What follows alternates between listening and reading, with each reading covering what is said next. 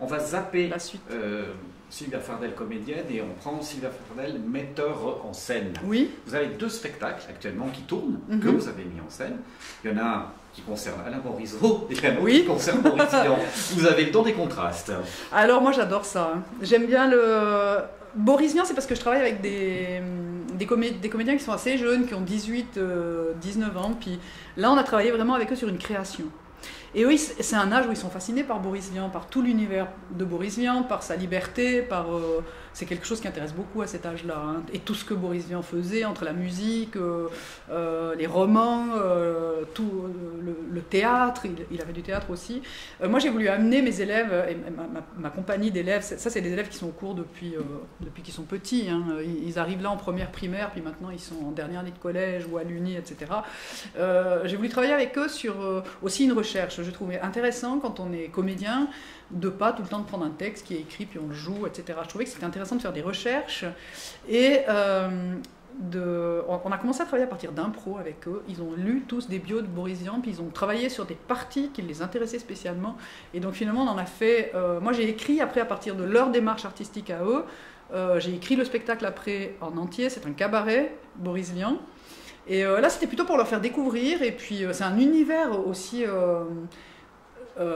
scénographiquement, dramaturgiquement, on peut tout faire avec Vian. Parce qu'entre la pataphysique, entre les chansons, les inventions, la vie qu'il a eue aussi, qui était pas ordinaire. Son enfance, elle était assez incroyable. Lui, la maladie aussi. La maladie, exactement. La mère angoissée qui est toujours derrière lui.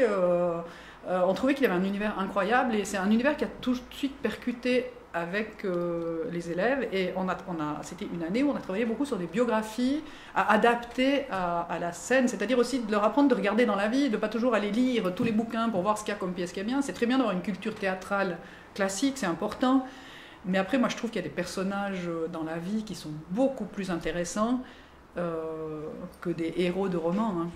Alors on passe du côté d'Alain Morisot. Ça, c'est avec Sandrine Viglino. Oui, alors ça, moi je pense que je suis comme la majorité des gens, quand elle m'a demandé au tout début du projet qu'elle voulait faire un hommage à Alain Morisot, avec évidemment drôle mais sans se moquer. Oui, ça commence déjà mal, parce qu'on aurait déjà bien envie de concentrer là, non? Amusant mais sans... Voilà, donc... c'était impossible. Et puis moi, j'ai cette image d'Alain Morisot, comme la majorité des gens, je pense, enfin, en tout cas ceux de mon âge, le ringard des coups de cœur d'Alain Morisot. Je voyais vraiment tout pas... le monde sympathique et qui vient jouer tout le temps à Noël. Oui, il donne les concerts de Noël. Donc, moi, ça me paraissait pas tellement possible. Je me disais, moi, je vais trop me moquer, ça va être méchant, peut-être, ma vision d'Alain Morisot, elle sera peut-être méchante. Puis moi j'ai pas envie d'aller juste dire Alain Morisot est ringard et puis il a beaucoup de cheveux. Je veux dire, je trouvais que c'était pas très intéressant. Et donc, moi, quand... c'est comme dans le Françoise, quand c'est impossible, ça m'intéresse beaucoup. Parce que ça me permet de rechercher, de dire mais pourquoi j'arriverai pas à le faire. Va échapper au bûcher. Oui, comment qu'est-ce qu'on peut faire avec cette matière? Donc, Alain Morisot a écrit une biographie, une autobiographie qui s'appelle « La vie, c'est comme une boîte de chocolat ». Déjà, juste le titre, ça m'a fait rire. Oui, ouais. Exactement. Et donc, Sandrine me donne le livre, j'ai dit « Écoute, je lis ». Puis je vais voir s'il y a des choses dans sa vie intéressantes et tout. Et dès le début du livre, la manière dont il écrit, je me suis dit, mais alors on peut tellement faire un spectacle parce qu'il est d'une telle... Ce qu'il raconte dans le livre, c'est tellement de la 4e dimension qu'il y avait vraiment matière à un spectacle. Parce que n'importe quelle personne qui écrit une autobiographie essaye de se mettre un peu en valeur ou, je sais pas, essaye de dire... mes parents m'ont donné le goût de la littérature, lui non, son père était boucher, sa mère au foyer, donc... Lui, il est en fac de droit, il sèche les cours de droit pour aller chez Interdiscount acheter un orgue Bontempi à crédit. Donc ses parents sont catastrophés, 780 francs. Il met 780 francs pour faire son premier disque alors qu'il est étudiant, qu'il n'a pas de sous. Concerto pour un été. Il va, à l'époque, il y avait les podiums de la bonne humeur, il vend 5 albums, alors qu'il avait investi 780 francs, qui était énorme à l'époque. Et tout à coup, dans sa bio, il dit... J'arrive un jour dans un pré dans le canton de Vaud ou au-dessus de Genève. J'ai dû m'arrêter avec la voiture pour faire pipi dans ce pré. Alors je me suis sentie tellement bien en urinant dans ce pré que je me suis dit c'est ma maison ici. Et je suis allée voir Maddy, ma femme, et je lui ai dit voilà, on va construire une maison ici, je vais acheter ce terrain. Enfin, j'étais tellement bien à pisser dans ce pré. Je me disais, mais qui ose mettre ça dans une bio? Vous inventez pas, c'est vraiment vrai. Ah, mais vous pouvez... Okay. Ah oui, c'est tel quel dans la bio. Donc moi, coup, plus je lis, plus je ris, et plus je ris, plus j'ai de la tendresse pour lui. En me disant, mais c'est un amour, ce mec. Il se rend pas compte qu'on met pas dans une biographie qu'on a pissé dans un champ. Normalement, on dit, j'ai trouvé les lieux inspirants, j'ai trouvé la vue sur le lac belle, et que ça pourrait m'aider dans mes compositions, non? Il dit, j'ai pissé, ça m'a fait un bien-être, j'ai acheté le terrain. C'est assez clair. Je trouve que c'est génial. Vous avez associé à cette passion d'autres auteurs. Vous n'êtes pas la seule sur Morisot. Oui, mais alors il a fallu les convaincre aussi, parce qu'on est allé avec Sandrine trouver des auteurs, donc Christophe Bugnon, Guy Schrenzel, on a fait un repas avec eux pour leur parler du projet, et puis on leur a donné la bio. Alors Guy Schrenzel, il a dit, je suis désolé Sandrine, j'ai pas pu, j'ai lu 2 pages et puis j'ai pas pu lire, c'est au-dessus de mes forces, je peux pas. Et puis Christophe Bugnon lui trouvait ça un peu plus amusant. Il y a aussi Nicolas Haute et puis Jean-François Michelet aussi qui ont écrit des textes. Donc chacun a écrit un petit peu un texte sur un des épisodes de la vie d'Alain Morisot. Et après, il a fallu rassembler tout ça et pour en faire un spectacle. Parce que là, Sandrine Vigluno est vraiment comédienne là-dedans. C'est-à-dire qu'il a fallu que je trouve là-dedans, avec tous ces bouts de... C'était un pulse, hein, et puis en plus, ils n'ont pas du tout le même style d'écriture. Hein. L'écriture de Guy Schrenzel ou de Christophe Bugnon, c'est pas du tout la même. Schrenzel, c'est beaucoup plus incisif, presque beaucoup plus méchant. Hein. Lui, il est très plus agressif, et Bugnon, c'est assez rond, comme ça. Donc, c'était déjà compliqué de mettre les textes ensemble. Donc, on a beaucoup réécrit. Là, donc, j'ai été co-auteur aussi. C'est là que vous êtes auteur. C'est là que j'étais co-auteur. Membre de la SSA. Oui, et que j'ai ma carte SSA. Ça, vous êtes fier. Je suis ravie. Je pense que c'est comme d'avoir reçu un César pour moi, d'avoir reçu ma carte SSA. J'ai été enchantée. Parce que comme j'étais pas la meilleure des cours de français de l'école du tout, et qu'on m'a promis, vous savez à l'époque, on nous proposait comme métier d'être employé de commerce ou coiffeuse, puis qu'on m'a prédit les pires des métiers à cause de mon lamentable niveau scolaire. Donc d'avoir une carte d'auteur et d'écrire, pour moi, j'en pouvais plus. Je crois que j'ai fait 200 selfies avec ma carte d'auteur. Hein. Je suis super fière d'être auteur, oui. Je suis très contente d'avoir ma carte. Parfois, quand je vois qu'il y a des gens importants, je me fais un petit... Je dis, oh, qu'est-ce qu'il fait chaud, comme ça je peux sortir ma carte d'auteur pour me faire un éventail. Oui, je suis très très fière. Ouais, bon. Et puis oui, alors donc je suis aussi auteur. Donc là, j'étais auteur pour retravailler là-dessus. Et puis il fallait trouver on ne peut pas juste dire des sketchs, sinon c'est un one-man show. Donc là... Il fallait un spectacle, donc on a travaillé aussi justement là, c'est là où j'ai rencontré Franco Mento, on a travaillé sur le spectacle avec Franco Mento, qui lui, ce personnage, ça permet de dire toutes les choses que tout le monde pense sur lui. Il n'aime pas Alain Morisot dans le spectacle, et Sandrine est fan d'Alain Morisot. Ça permet par le personnage de Sandrine de dire tout ce qu'on pense, tout le bien d'Alain Morisot par rapport à sa carrière, à tout ce qu'il a fait. Il a vendu 20 millions d'albums à travers le monde quand même, avec Concerto pour un été qui est un morceau de trompette. Quel autre Suisse a fait ça? On est toujours Bastian Becker, machin et tout, mais pas la trompette, c'est vrai. 20 millions d'albums d'un morceau de trompette, c'est pas possible. On a travaillé aussi sur le mystère d'Alain Morisot, parce que tout le monde connaît Alain Morisot. Mais c'est qui Alain Morisot? Il chante pas, c'est Maddy qui chante, c'est sa femme. Lui, il se met derrière le piano, il trouve tout le monde sympathique. Quand il présente l'émission de télé, alors il y en a qui nous disent c'est un présentateur télé, quand il présente c'est Jean-Marc Richard, qui dit aux invités ce qu'il faut faire. Lui, il est plutôt en retrait. Il joue du piano, mais normalement, un vrai pianiste, il est sur un Stan Wesson, il n'est pas sur un piano Servin. Et puis, on ne voit pas ses mains bouger en même temps. Il est derrière le piano. Donc, on ne sait pas. On a fait un sketch là-dessus, sur le mystère. On se dit, est-ce que finalement, il est comme Betty Bossy, Alain Morisot, il n'existe pas?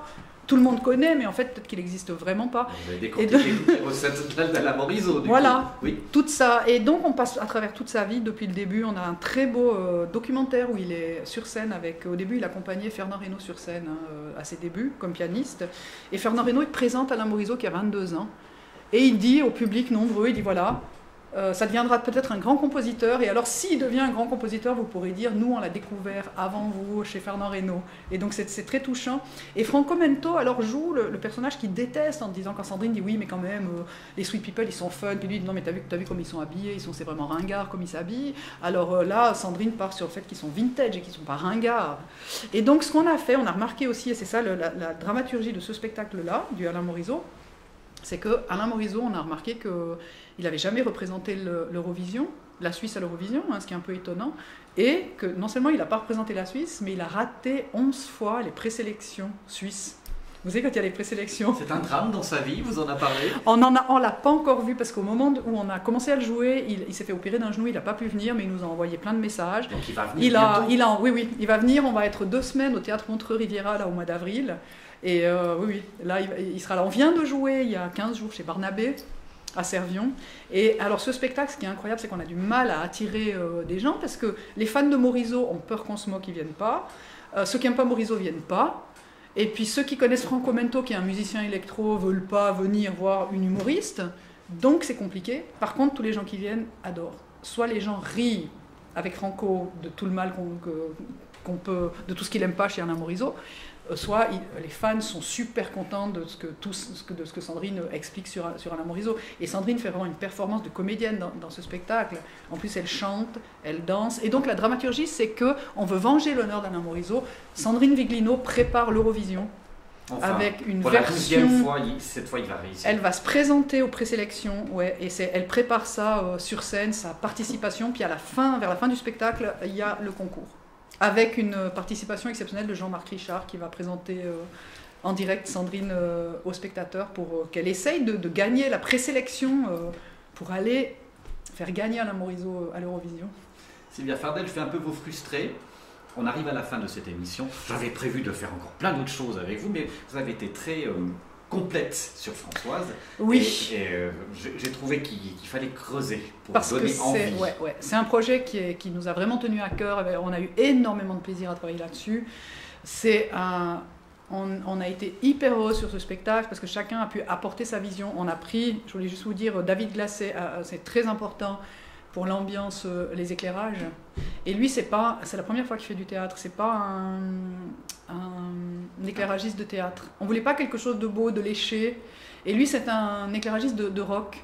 Donc lui, il fait les éclairages pour Stress, le groupe chanteur Stress. Oui. Moi, j'allais dire le groupe Stress parce que je connais pas bien le chanteur Stress. Un rappeur. Il fait pour de la musique comme la musique métal, voilà, et le Montreux Jazz aussi, etc. Donc nous, on voulait quelque chose de très rock en fait dans ce spectacle, et lui, il a apporté quelque chose d'incroyable. Ça, c'est la surprise du spectacle, d'incroyable, une nouveauté phénoménale, technique, par sa vision des choses. C'était une vision très rock en fait. Donc Sylvia, vous êtes universelle ces prochains mois. Il y a votre spectacle Sauver des flammes avec un point d'interrogation qui se joue dès le 29 octobre à Interface. On est en tournée avec le Alain Morisot. Et puis Vian. Avec le Vian. Et on prépare, à partir du mois d'avril aussi, on est déjà sur la prochaine création. On travaille sur des textes de Enoch Levin, qui est un auteur juif, pour la prochaine création de la Helvet Underground Company. Donc on a beaucoup de travail cette année et beaucoup de plaisir. Et la prochaine fois, je vous ferai parler de votre travail en tant que metteur en scène et aussi prof de théâtre surtout. Oui. Vous avez fait 60 spectacles avec des enfants, c'est pas rien, vous avez sans doute beaucoup de choses à nous transmettre. Et j'avais envie que vous plongiez dans vos souvenirs et puis que vous me parliez aussi quand vous avez été animé certains soupers d'enfants chez De Chavannes. Mais ça, c'était il y a très longtemps. Comment vous vous souvenez de ça? Oui, c'est incroyable. C'est pendant... On finit avec ça, ok? Chez De Chavannes, chez Antoine Decaune, chez... pas Michel Drucker, Patrick Sabatier, et chez quelques chanteurs à la mode, mais aussi chez des anonymats. Pendant mes études d'art dramatique, j'étais à Paris, et comme job d'étudiante, je faisais des animations, des animations de mariage, de bar mitzvah, de première communion et d'anniversaire. Donc je travaillais pour une société qui s'appelait Jour de fête, et donc tous les thèmes étaient possibles, tout était possible, c'était des fêtes à la carte. Donc vous appeliez en me disant, voilà, j'ai ma fille qui a 10 ans, elle aime bien tel chanteur, tel artiste, et elle invite 20 copines. Et nous, on organisait tout, il y avait tout à la carte, on pouvait avoir les sosies de Michael Jackson, voilà. Donc nous, moi j'ai fait toutes les animations, j'ai fait des Tortues Ninja, des Bisounours, à l'époque c'était la mode, ou juste de l'animation. Tortues Ninja. Ouais, c'était très très pénible. Hein. Les Bisounours, c'est un cauchemar. Hein. Les bisounours, c'est des casques de 10 kilos sur la tête, on voit pas ses pieds, puis les enfants, ils vous touchent beaucoup. Moi, je comprends, quand j'ai été à Disneyland avec mes enfants, le supplice de Dingo et de ceux qui sont dans ces gros costumes. Puis on faisait de l'animation aussi, on pouvait faire des chasses au trésor, des Indiens, des karaokés, donc on a fait... C'est grâce à ça que vous êtes retrouvés chez tous les noms que vous avez cités. Oui, alors eux, ils faisaient chez eux les fêtes, chez des écrivains aussi, ouais. Des gens sympas. Alors c'est incroyable parce que...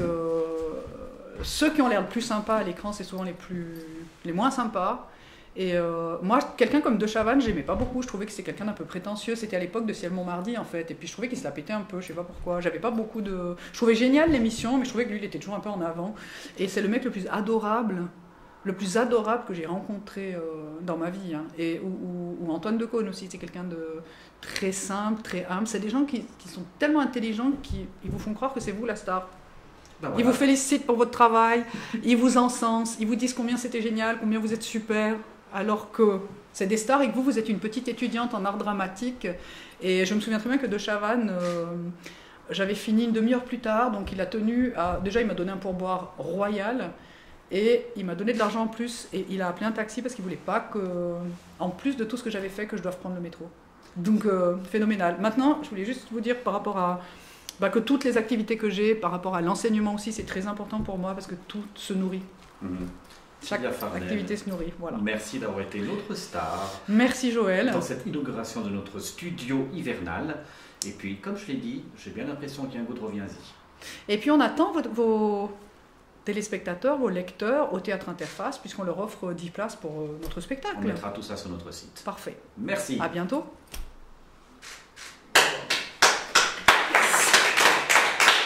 Bonjour. Moi je parle trop, après on s'égare.